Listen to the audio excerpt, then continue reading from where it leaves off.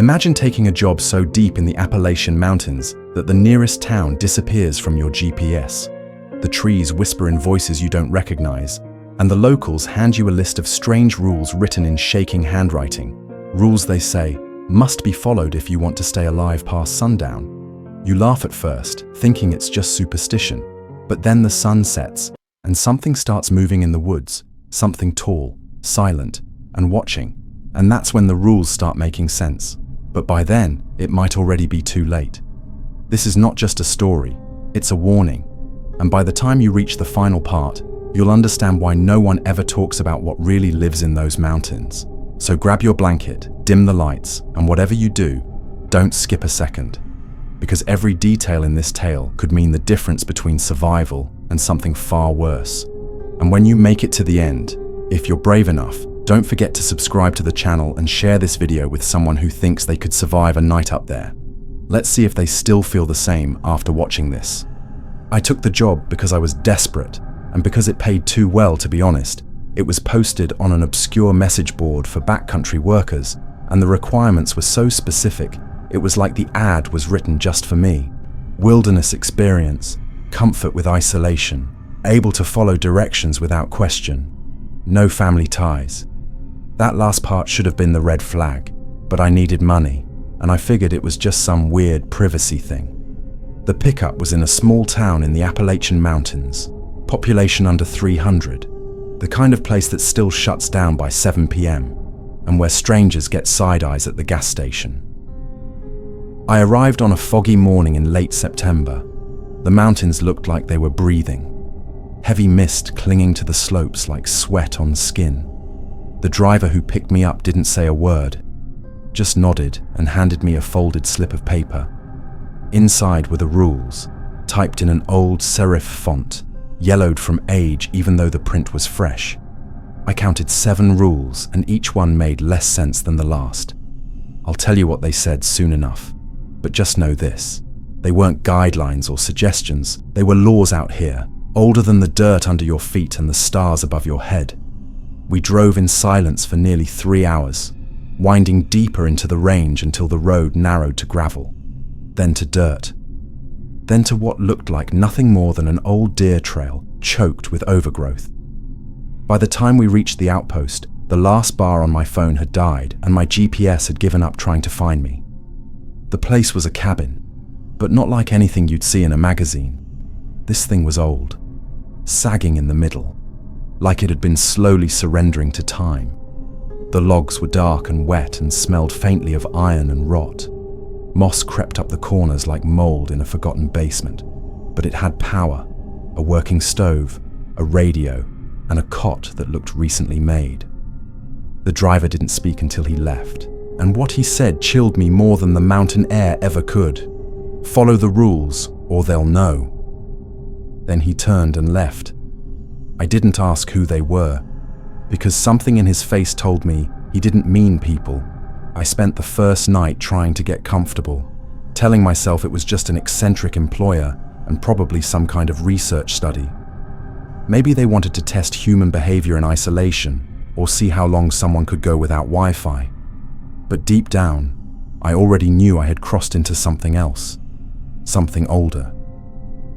The first rule was simple enough, but the fact that it needed to be written told me more than I wanted to know. It read, "Do not leave the cabin between the hours of 10:33 p.m. and 4:11 a.m., no matter what you hear, no matter what you see."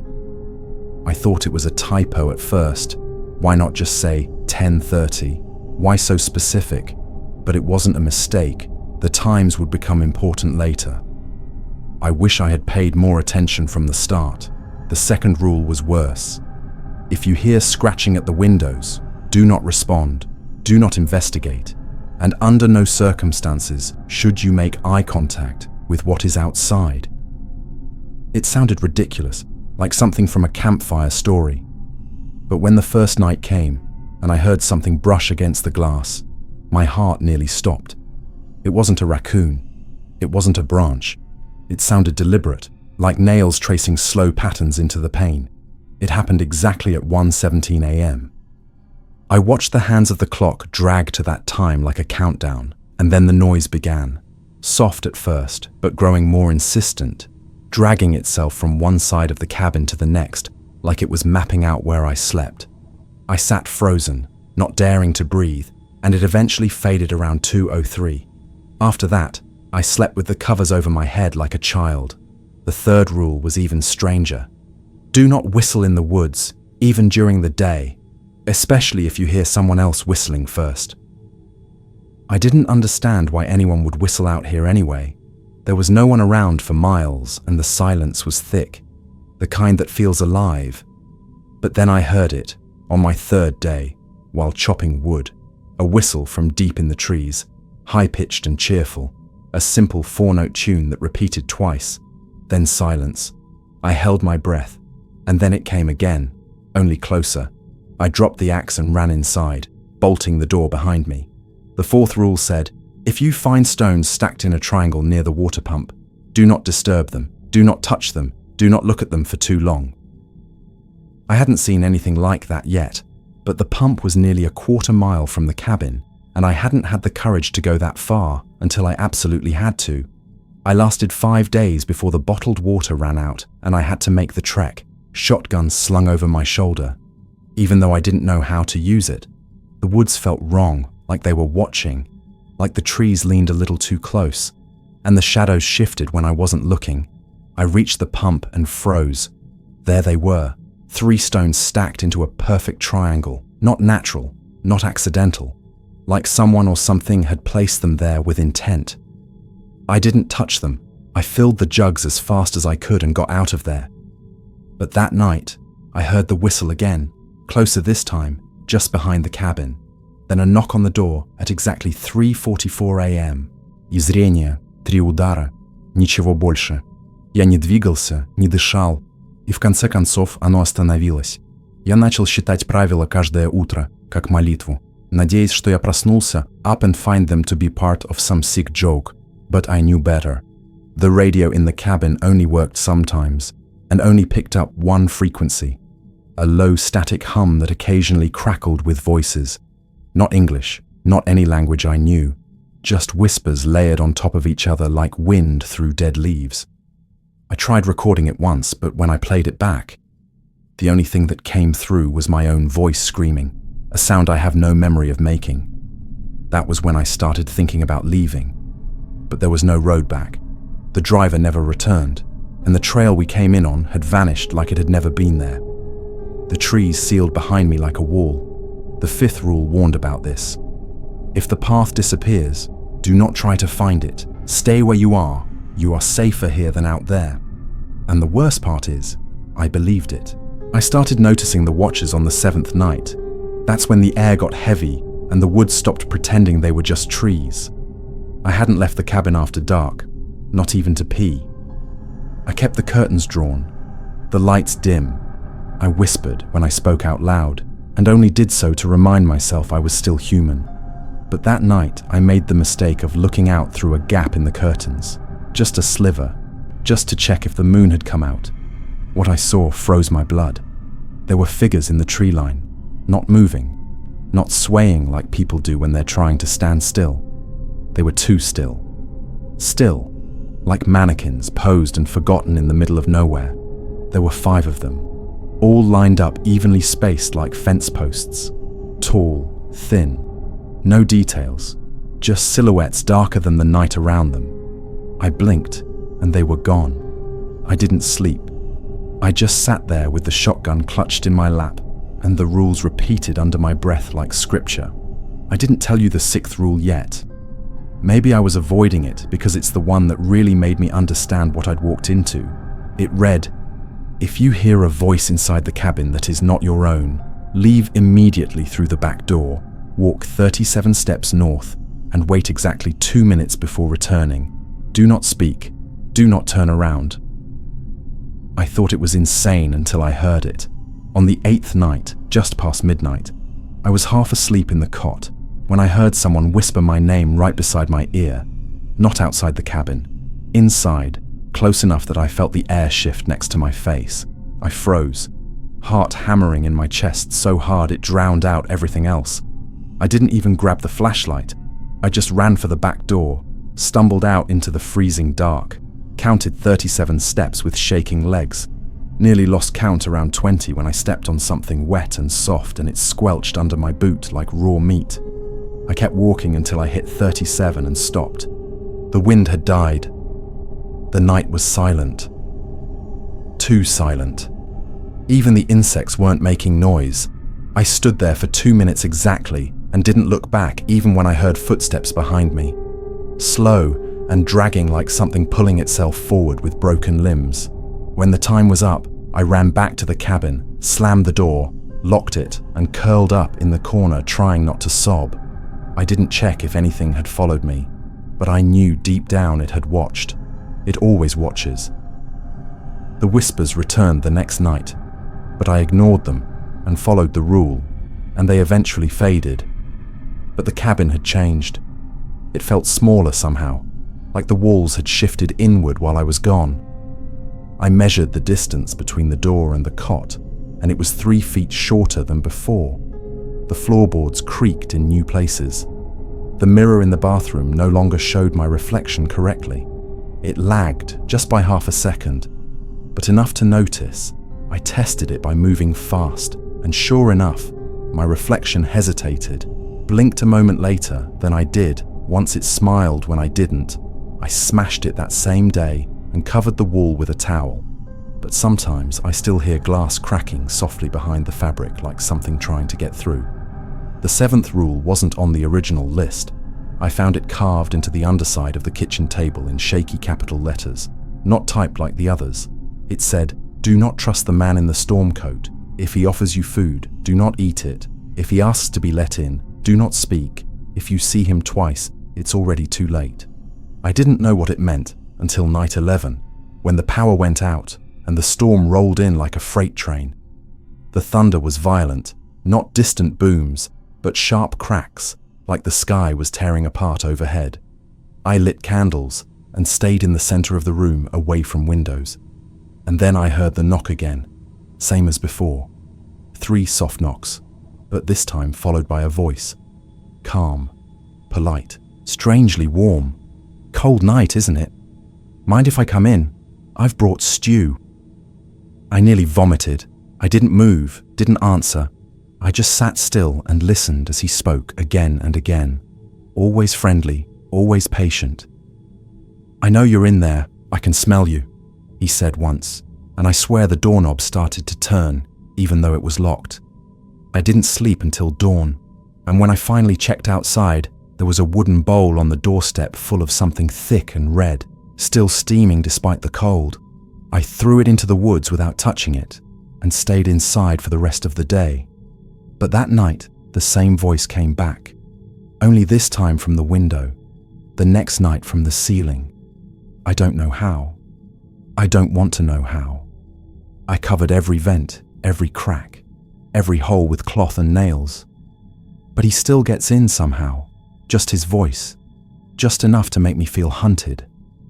I've started noticing things moving around the cabin when I sleep, items changing places, the door unbolting itself in the middle of the night, even though I check it 6 times before lying down. The air smells different in the mornings, like wet fur and old pennies. I'm not alone in here. I never was. I think the cabin itself is alive, or maybe possessed, or maybe just a vessel for something else entirely. I hear it breathing when the wind dies. I feel it shifting around me when I try to sleep. I keep the shotgun close, but I know it won't matter. I know I'm just playing at safety, pretending I have control. I wrote a journal entry yesterday, and this morning it was gone, replaced by a drawing I didn't make of the cabin with dozens of eyes staring out from the windows. I think I'm being watched from inside and out, and I don't know which direction is worse. The rules are keeping me alive, but I can feel them fraying.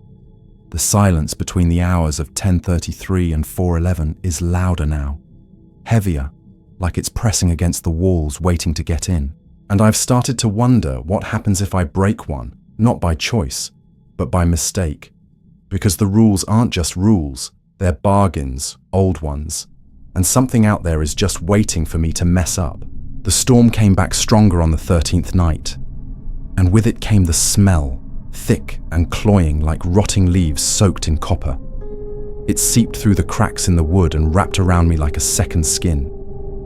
I tried lighting candles to mask it, but the flames flickered with a weird blue tint, and one by one they went out without wind. The power never came back on after that first outage, and the radio just spits out that same low static whisper. Only now it occasionally says my name, stretched out, distorted, like it's being dragged across broken glass.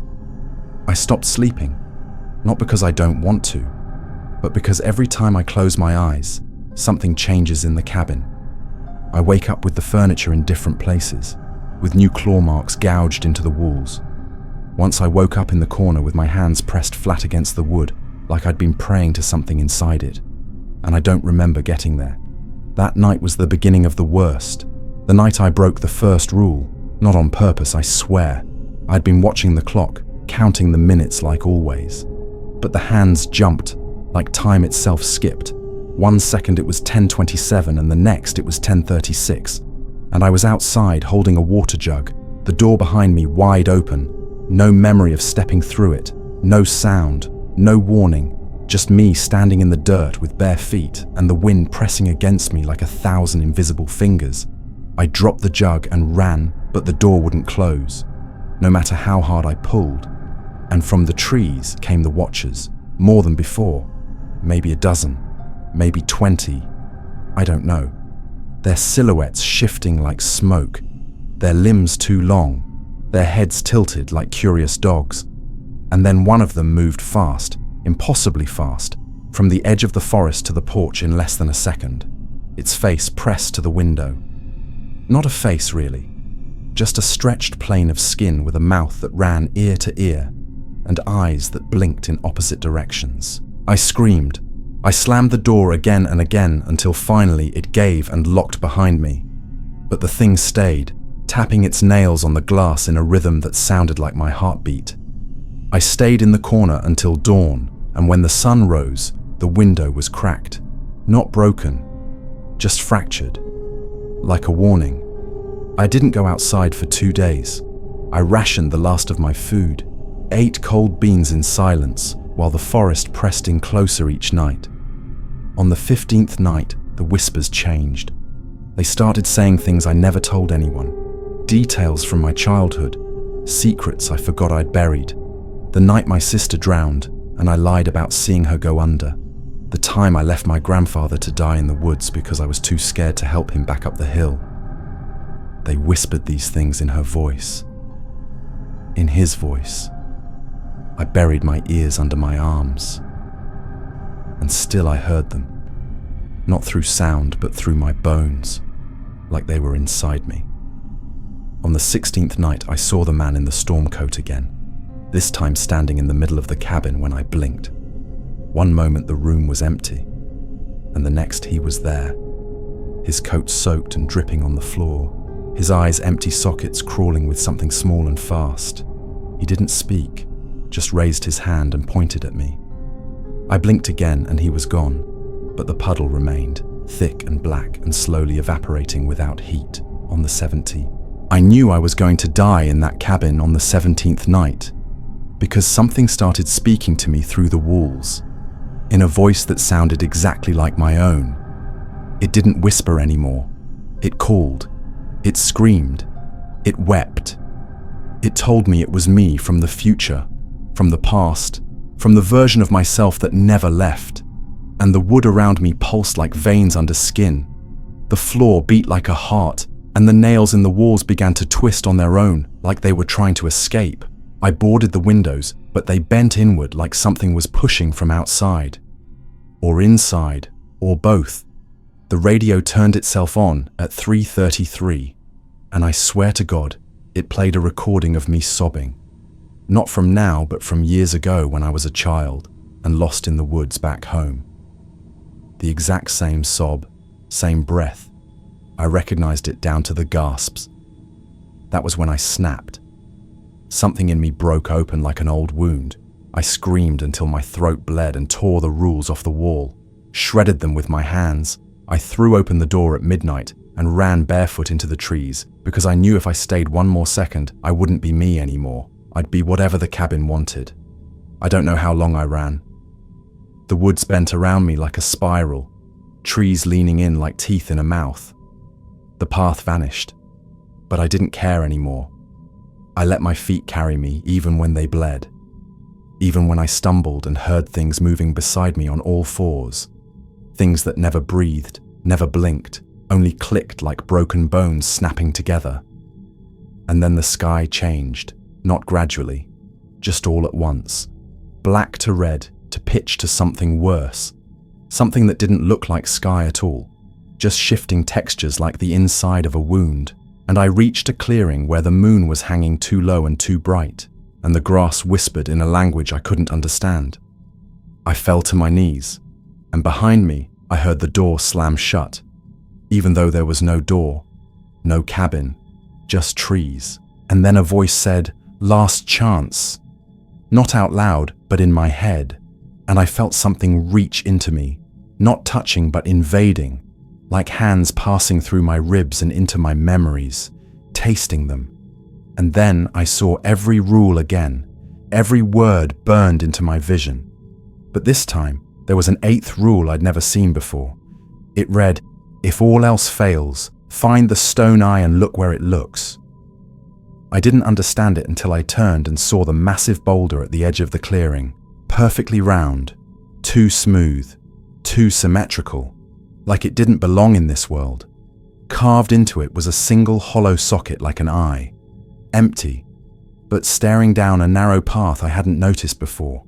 Something in me said, "Run," and something else said, "Obey." I crawled toward the path, and the moment I stepped into it, the screaming behind me stopped. All the sounds of the forest died. Even my heartbeat went quiet. It felt like stepping out of reality.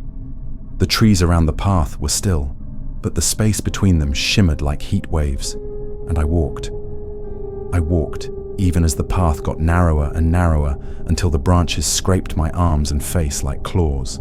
I walked even when I passed bones, piles of bones, old and fresh and twitching, some still breathing, some still blinking. I didn't stop. I didn't cry. I didn't think. And after what felt like hours or maybe years, I saw light, real light, sunlight, warm and gold and beautiful. And I broke into a sprint, crashed through the branches, and tumbled out onto a dirt road, real road, gravel and all. And I lay there laughing and coughing until I heard a car, a real car, headlights sweeping across my broken body like salvation. The ranger who found me said I looked like I'd been missing for 3 months, not 17 nights, and they asked me where I'd been, and I said nothing, because I knew no one would believe it. They flew me out in a chopper, and the trees looked smaller from above, but they were still there, watching, waiting. And I swear, as we lifted off, I saw the cabin again, only it wasn't just one cabin. There were dozens, hundreds, tucked between the trees like rot under skin. And at the edge of each one stood a figure in a storm coat smiling up at me. I've been out for 6 months now, and every night I wake up at 10:33 p.m. Exactly. Sometimes I hear scratching at the window, even though I live on the 5th floor of an apartment building. Sometimes I hear whistling from the hallway. Sometimes I get a knock on the door and a voice says, "Cold night, brought stew." And I sit there in the dark, holding the shotgun I never returned. And I remember the last thing I saw carved into the wall of that cabin before I escaped. Faint, written in what looked like old dried blood. It said, "You don't escape. You're just loaned to the world for a while. And I know one day I'll wake up back there, back where the rules are older than time, and the woods never forget. But until then, I leave my windows shut. I don't whistle, and I never, ever open the door after 10:33.